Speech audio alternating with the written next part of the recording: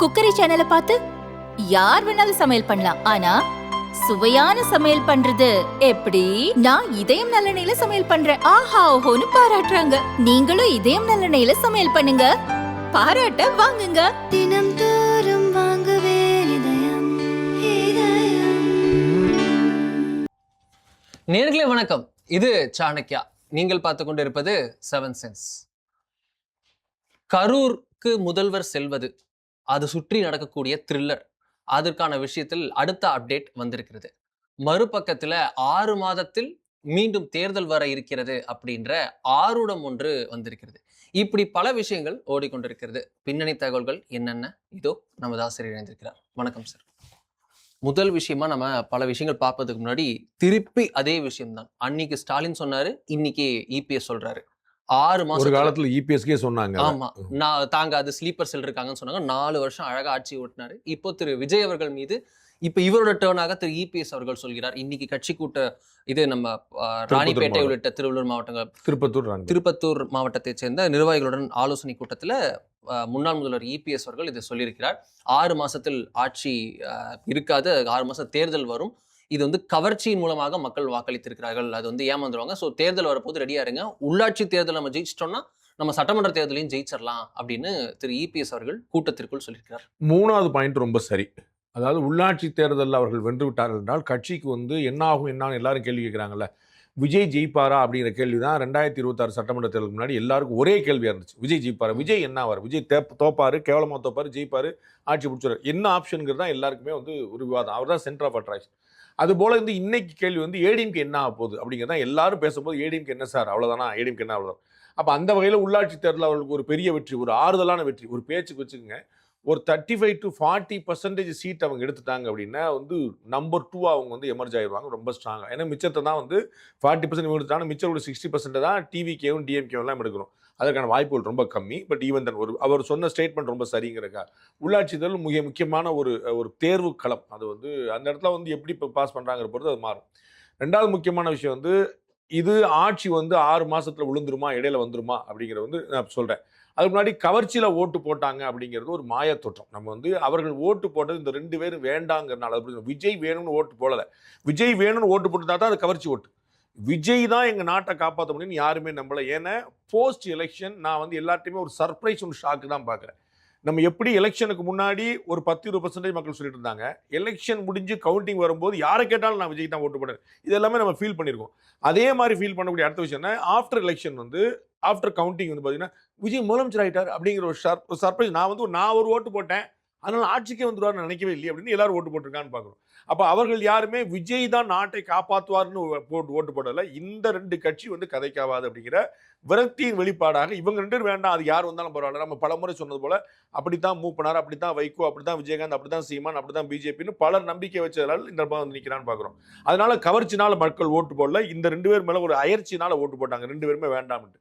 3வது பாயிண்ட் வந்து 6 மாசத்துல வந்துருமா அப்படின்னா, இந்த எண்ணத்திலேயே 6 மாசத்துக்கு தேர்தல் வந்துடும் தேர்தல் உட்கார்ந்துட்டு இருந்தாங்கன்னா அது அவர்களுக்கு இன்னமும் பின்னடைவு தர போகிறது. அது திமுகவோ அதிமுகவோ. நான் பலமுறை சொன்ன போல 2029 பாராளுமன்ற தேர்தலோட சட்டமன்ற தேர்தல் கொண்டு வரக்கான ஒரு பெருமுயற்சி நடந்துகிட்டே இருக்குது. அது 2028 டிசம்பர் வாக்கில் ரொம்ப பெருசாக அது வந்து வெடிக்கும். அதற்கான முயற்சிகள் கண்ணில் தெரியுது, அது மறுக்கிறதுல. இப்போ நம்ம பார்த்துட்டு இருக்கிற அந்த குதிரை பேரம் சமாச்சாரம், இங்கேருந்து அவங்க ஆள் தூக்குறாங்க, அங்கேருந்து இவங்க ஆள் தூக்குறாங்க, இது எல்லாமே அந்த கணக்கு தான். இல்லை கீழே புகையுது. ஆமாம், எதுவுமே இன்னைக்கு வந்து ரிசைன் பண்ணிடல யாருமே. நல்லா பார்த்தீங்கன்னா இந்த பக்கம் வந்து தூத்துக்குடி பக்கத்துல இருந்து ஒரு எம்எல்ஏ சொல்றாரு என்ன வாங்க பார்த்தாங்க, இந்த பக்கம் கிருஷ்ணகிரில ஒரு சொல்றாரு, இந்த பக்கம் வேற ஆட்கள் சொல்றது பூரா பார்த்தீங்கன்னா யாரையுமே நாளைக்கு ரிசைன் பண்ணுங்க, இன்னைக்கு ஏடிஎம்கே ரிசைன் பண்ணிட்டு போற மாதிரி அப்படிப்பட்ட விஷயம் இல்லை. எல்லாருமே நான் சொல்லும் போது செய் அப்படிங்கிற ஒரு கணக்கில் தான் ஓடிட்டு இருக்கு. அப்போ வந்து ஒரு பெரிய பிளான் வந்து உள்ள ஓடிட்டு இருக்கு. அந்த அட்டெம்ப்ட் இதற்கு முன்னாடி 4ஆம் தேதியிலேருந்து 10ஆம் தேதி வரைக்கும் ஒரு 3-4 அட்டெம்ப்ட் வந்து ஃபெயிலியர் ஆயிடுச்சு. அந்த ஃபெயிலியர் ஆனது போல இன்னொரு அட்டெம்ப்ட் வந்து ஃபெயிலியர் ஆகக்கூடாது. மே மாதம் 4ஆம் தேதி மே மாதம் 10ஆம் தேதி வரைக்கும் 4-5 அட்டெம்ப்ட் ஃபெயிலியர் ஆன மாதிரி இன்னொரு தடவை ஃபெயிலியர் ஆகக்கூடாதுங்கிற நோக்கத்தில் அவங்க வந்து ஒரு கான்கிரீட்டாக பிளான் பண்ணி செய்யணுங்கிற கணக்கு வராங்க. அந்த எண்ணத்தில் ஏடிஎம்கேவும் அப்படி சொல்லியிருக்கலாம், நம்ம வந்து இந்த ஆட்சி நிலைக்கான. ஆனால் அப்படி ஒரு கனவுலே இருந்தாங்கன்னா கதைக்காவது. ஒருவேளை இந்த 2028 டிசம்பர் வரைக்குமான சந்தர்ப்பங்களில் இந்த ஆட்சி பெரும் கெட்ட பேர் வாங்கிருச்சுன்னு சந்தர்ப்பம் வந்தாலே தவிர, அந்த ஆட்சி ஏதேனும் காரணம், எந்த காரணத்தினால அந்த ஆட்சி கவிழுமானால், அது கவிழ்க்கப்பட்டாலோ கலைக்கப்பட்டாலோ கவிழுமானாலோ, அது வந்து நிச்சயமாக இன்னமும் அதிரி புதிரியான வெற்றியை தான் திரு விஜய்க்கு பெற்று தரும். லேட்டஸ்ட் உதாரணம் அரவிந்த் கெஜ்ரிவால். உங்களுக்கு டெல்லியில வந்து அவருடைய ஆட்சி வந்து அவர் படக்குன்னு அவரே வந்து என்னை ப்ரெஷர் பண்றாங்கன்னு சொல்லிட்டு அவரே ராஜினாமா பண்ணிட்டு அவரே எலெக்ஷன் பண்ணிட்டு திரும்பி அது பெரிய ஜெயிச்சாரு, கூடுதலா 10 சீட் ஜெயிச்சாருங்கிற நம்ம பார்த்தோம். ஸோ வந்து இரண்டாவது உதாரணம் வெஸ்ட் பெங்கால்லையும் தமிழ்நாட்டிலையும் பாஜக மத்திய அரசுக்கு டிஎம்கேவும் திரிணாமுலும் எவ்வளவு குடைச்சல் கொடுத்தாங்க, எவ்வளவு அவமரியாதை, எவ்வளவு சண்டை சச்சரவு, பெரிய பிரச்சனை. ஆனா மத்திய அரசு வந்து இந்த ஆட்சியை கலைப்போமா அப்படிங்கிற ஒரு ஆப்ஷனை கூட யோசிக்கல. ஏன்னா அவங்களுக்கு தெரியும் ஆட்சியை கலைச்சா கூட 10 சீட்டு கூட 10 ஓட்டு வாங்கி வந்துட்டு போறாங்கன்னு. அந்த நிலைமையில தான் இவங்க யாராவது ஒரு முயற்சி பண்ணி ஆட்சியை கலைக்கணும். ஆக்சுவலா பாத்தீங்கன்னா ஒரு பிளேயர் சரியா விளையாடல அப்படின்னு நீங்க எஸ்டாப்ளிஷ் பண்ண விரும்பினா என்ன செய்யணும்? சைலண்டா இருக்கணும், விளையாட விடணும். எதிரி தவறு செய்யும் போது அனுமதிக்கணும்னு சொல்லுவாங்க. அதேதான். அதாவது நீங்க வந்து அவர் வந்து வொர்ஸ்ட் பிளேயருங்க, அவர் நாட் தி பெஸ்ட் பிளேயர்னு சொல்ல வர்றீங்க. அப்ப என்ன செய்யணும்? முதல்ல பிளே பண்ணா தானே தெரியும். அவர் இறங்காம நீங்க ஒரு ஒஸ்ட் பிளேயர் சொன்னா எப்படி நம்புவாங்க? ஏதோ ஒரு கோளாறு இருக்குப்பா, ஏதோ பிரச்சனை இருக்குமா இருப்பாங்க. அவரை விளையாட விட்டுட்டு பாத்தீங்களா எவ்வளவு மோசமா பண்றாரு பாருங்க. நாங்கெல்லாம் எவ்வளவு தேவையாக நீங்க பாத்தீங்கன்னா காங்கிரஸ் கட்சி ஒரு 4-5 நிலையற்ற அரசுகளை அமைக்கிறதுக்கு அனுமதி கொடுத்துச்சு டெல்லியில.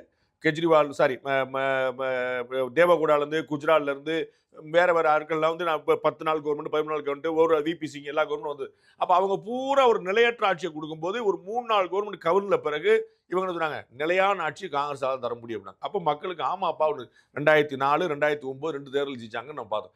அந்த மாதிரி உங்களுக்கு வந்து இவங்க வந்து பிளேயர் சரியில்லைன்னு காட்டுறதுக்கு நீங்க அனுமதிக்கணும் போல விளையாடுறதுக்கு. இப்ப விளையாட அனுமதிக்காம விட்டீங்கன்னு அவர் என்ன சொல்றாரு? இப்ப அண்ணா வந்து எப்படிப்பட்ட ஒரு அரசியல்வாதின்னு யாருக்கும் தெரியல. அதாவது ஆட்சியாளராக அரசியல்வாதியாக சூப்பர். ஏன்னா 2 வருஷத்துல அவர் இறந்தே போயிட்டார். அப்போ வந்து அது ஒரு பொற்காலமா இருந்திருக்குமா இல்லாட்டி விமர்சிக்கக்கூடிய காலமா இருக்குமான்னு கணிக்க முடியல. அந்த ஒரு குளோரியிலேயே வந்து அவர் இறந்து போயிட்டார். இப்போ வந்து இந்த ஆட்சி காலம் வந்து 2 வருஷத்துக்குள்ள கலைக்கப்படுது, கவிழ்க்கப்படுது, ஆட்டோமேட்டிக்கா கவிழ்ந்துருது. 3ல ஏதோ ஒன்று நடந்துச்சு அப்படின்னா அது இவருக்கு தான் அட்வான்டேஜா மாறும்.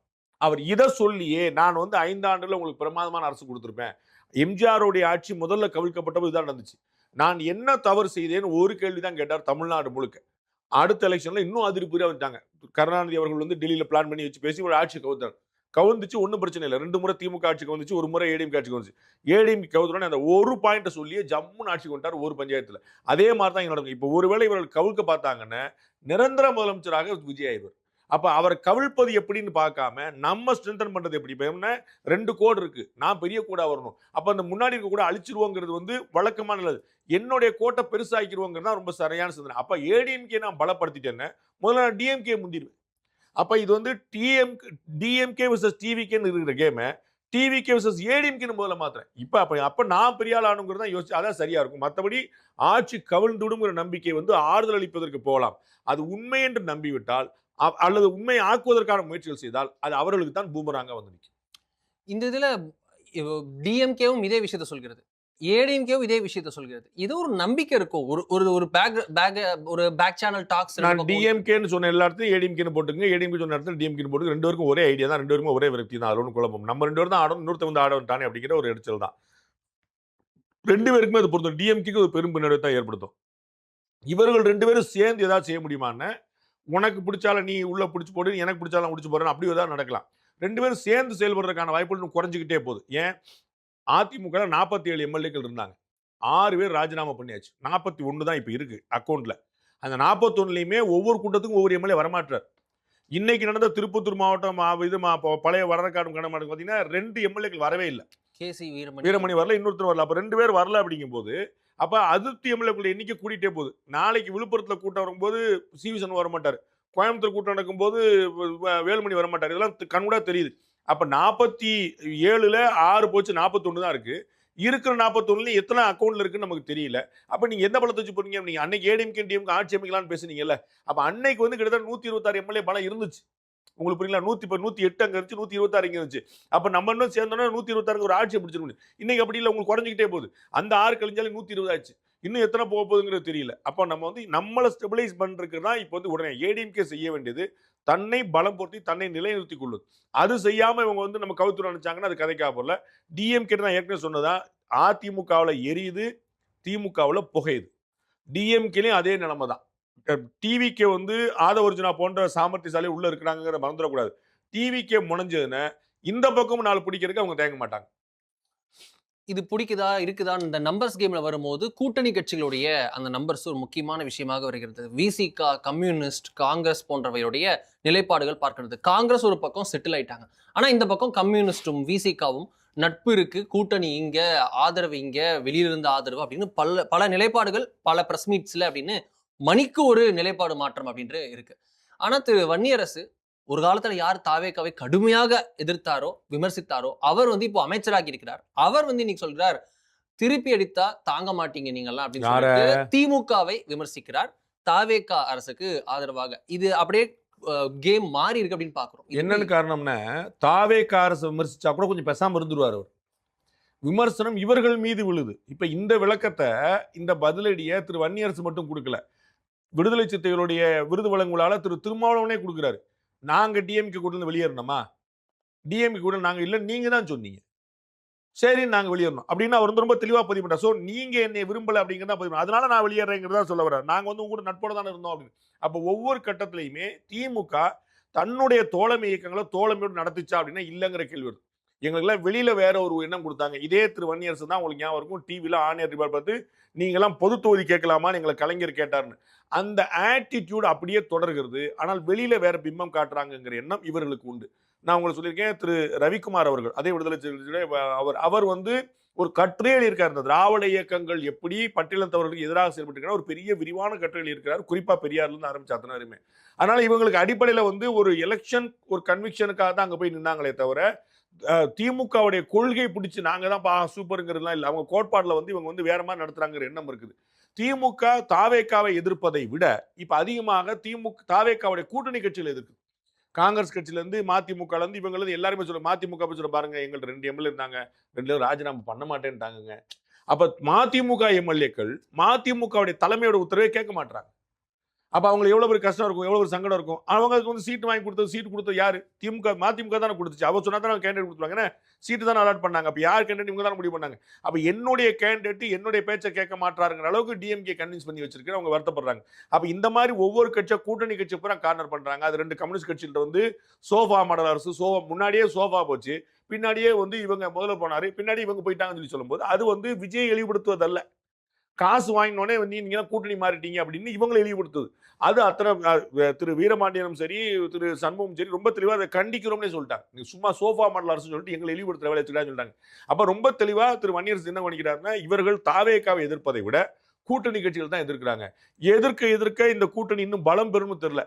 திருமாவளவன் என்ன சொல்லிட்டாரு, நாங்கள் கூட்டணி உறுதியாகும் போது நாங்கள் தாவேக்கா கூட்டணியில் இடம் பெறுவோம். அதை புஷ் பண்ணது டிஎம்கே தான். 5 வருஷம் இந்த ஆட்சி நீடிக்கும்னு சொல்லிட்டார்.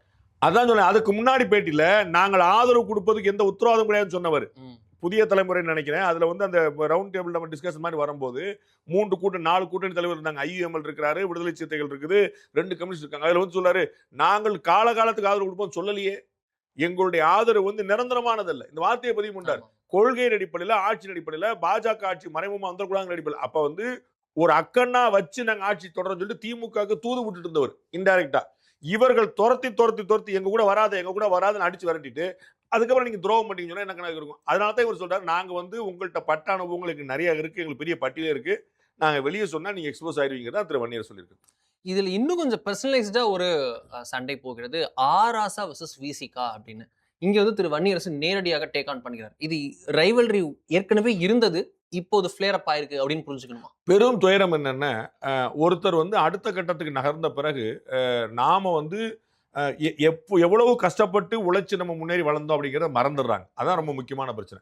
அப்போ விடுதலை சிறுத்தைகளை எந்த சமூகத்தின் பிரதிநிதி, அவர்கள் எப்படி இந்த கட்சியை வளர்த்தெடுத்திருக்காங்க அப்படிங்கிற மறந்துட்டு அதே சமூகத்தை சேர்ந்தவராக இருந்தாலும் நாங்க திமுக அப்படிங்கிற அதே திருப்பி அந்த முதலாளித்துவ சிந்தனை. அதாவது விடுதலை சிறுத்தைகளும் தனிப்பட்ட முறையில் அண்ணன் ஆராசாவும் எதை எதிர்த்து கொண்டிருந்தார்களோ அந்த இடத்துக்கு நான் நகர்ந்த பிறகு நான் அதே தான் பண்ணுவேன் சொல்லி சொல்லும்போது இப்ப என்ன வித்தியாசம் வருது? அந்த கேள்வி தான் விடுதலை சிறுத்தை எழுப்புது. நீங்க இப்ப எங்க இருந்து வந்திருக்கீங்க, எப்படி வந்திருக்கீங்க, எவ்வளவு பாடுபட்டு நீங்க எதாவது உயரத்துக்கு வந்திருக்கீங்க அப்படின்னா அப்ப நீங்க எப்படி பேசணும், ஆனா நீங்க எப்படி மாத்தி பேசுறீங்க? அப்ப அதே அந்த சிந்தனை முதலாளித்துவ சிந்தனையோ அந்த பூர்சுவா சிந்தனையோ அந்த ஆதிக்க மனப்பான்மையோ உங்கள்கிட்டையும் இருக்குன்னா அது என்ன கணக்குங்கன்னா அவங்களுக்கான அந்த இருச்சல். அவங்களுக்கு வேற எந்த பகையும் கிடையாது. அவருக்கு வேற தனிப்பட்ட ரைவல்ரி எதுவும் கிடையாது. நான் ஒண்ணு செஞ்சேன், நீ ஒண்ணு பண்ண, ஆளுக்கு 2 பங்கு போட்டீங்க, அந்த பிசினஸ் கிடையாது. நீங்களும் அவர்களைப் போலவே ஆக்ட் பண்றீங்களே.